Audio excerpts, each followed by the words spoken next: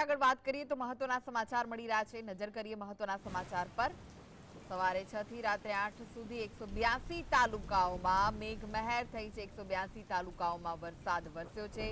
જામનગરના ધ્રોળમાં સૌથી વધુ 2.5 ઇંચ વરસાદ વરસ્યો છે। વાવણી લાયક વરસાદ થતા ખેડૂતો ખુશ છે। સુરતના કામરેજમાં 14 કલાકમાં 2 ઇંચ વરસાદ વરસ્યો છે। ધીમી ધારે ગુજરાતમાં વરસાદ વરસી રહ્યો છે। મોરબીના ટંકારામાં 1.5 ઇંચ વરસાદ વરસ્યો છે।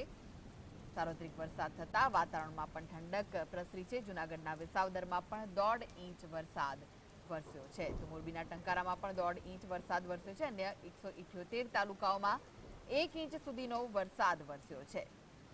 તો ચોમાસું વિધિવત રીતે શરૂ થઈ ચૂક્યું છે ગુજરાતમાં। ત્યારે સવારે 6 થી રાત્રે 8 સુધી 182 તાલુકાઓમાં મેઘમહેર થઈ છે।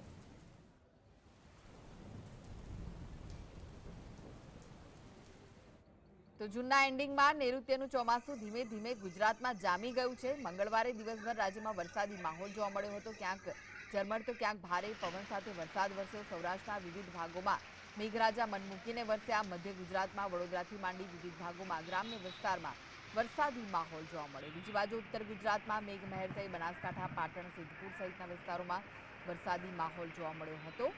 તો અમુક ભાગોમાં હળવો વરસાદ વરસ્યો। દક્ષિણ ગુજરાતમાં સુરત, કામરેજ સહિત ભાગોમાં મેઘમહેર જોવા મળી હતી।